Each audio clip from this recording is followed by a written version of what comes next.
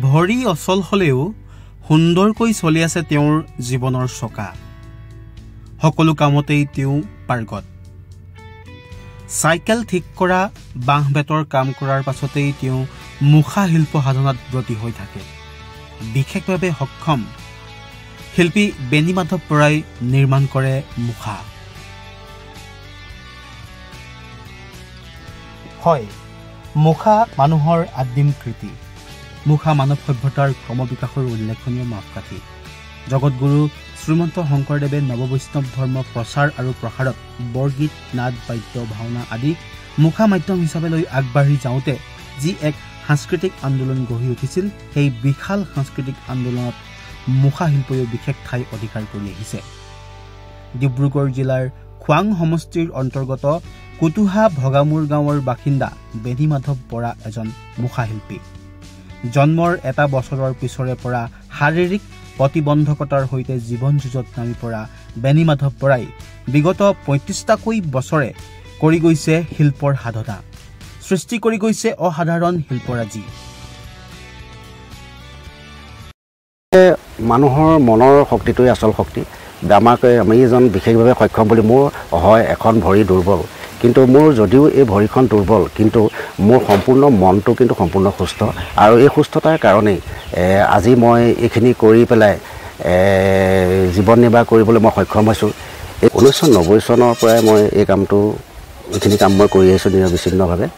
বৰ্তমান 34 বছৰ অতিক্ৰম কৰি এতিয়া বৰ্তমান 35 বছৰ সোমাইছে কি মুখা আপুনি আজিলৈকে বনাবলৈ মই আচলতে মুখা আমাৰ শংকৰদেৱৰ ভাওনা ৰাসৰ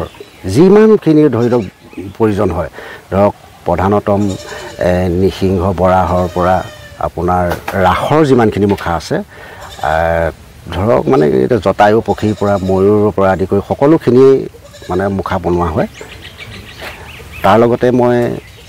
বাঁহ বেতৰ সামগ্ৰীও মই বনাওঁ নিজে চলিবৰ কাৰণে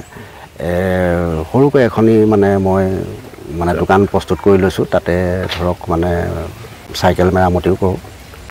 এইটো আচলতে মই ক'তো এতিয়ালৈকে যিমানখিনি মই কৰ্ম কৰিছোঁ ক'তো মই প্ৰশিক্ষণ লোৱা নাই মই দেখি পেলাই কোনোবাই বনোৱা ধৰক মানে দেখি আৰু নিজৰ ফালৰ পৰাও তাৰমানে নিজে চিন্তা চৰ্চা কৰি নিজৰ সৃষ্টি বুলি ক'ব নোৱাৰি আচলতে এটা বস্তু ধৰি লওক চোৱাৰ পাছত সেই বস্তুটো মই নিজে আকৌ নতুনকৈ তাৰ লগত সংযোজন কৰি পেলাই মই এইখিনি কৰি পেলাই আজি এই পৰ্যন্ত ইমানখিনি পাইছোঁহি আৰু সম্পূৰ্ণ মই ইয়াক ফুটাই তুলিব পৰা নাই যদিও অভাৱখিনিহে দূৰ কৰি থকা হৈছে বিশেষকৈ মহাপুৰুষ শ্ৰীমন্ত শংকৰদেৱৰ সৃষ্টি ভাওনাৰ বাবে প্ৰয়োজনীয় বিভিন্ন মুখা নিৰ্মাণ কৰি নিজৰ দক্ষতাৰ পৰিচয় দাঙি ধৰিছে এইগৰাকী বেণী মাধৱ বৰাই চাইকেল মেৰামতি কৰি জীৱিকা নিৰ্বাহ কৰা বেণী মাধৱ বৰাই মুখা শিল্পৰ লগতে বাঁহ বেতৰ বিভিন্ন সামগ্ৰী নিৰ্মাণ কৰিও শিল্প চেতনাৰ পৰিচয় দাঙি ধৰিছে নিজৰ সৃষ্ট মুখাসমূহ কম দামত বিক্ৰীৰ লগতে সামান্য মাননিৰে ভাড়া দি সমাজেও আগবঢ়াই আহিছে শিল্পীগৰাকীয়ে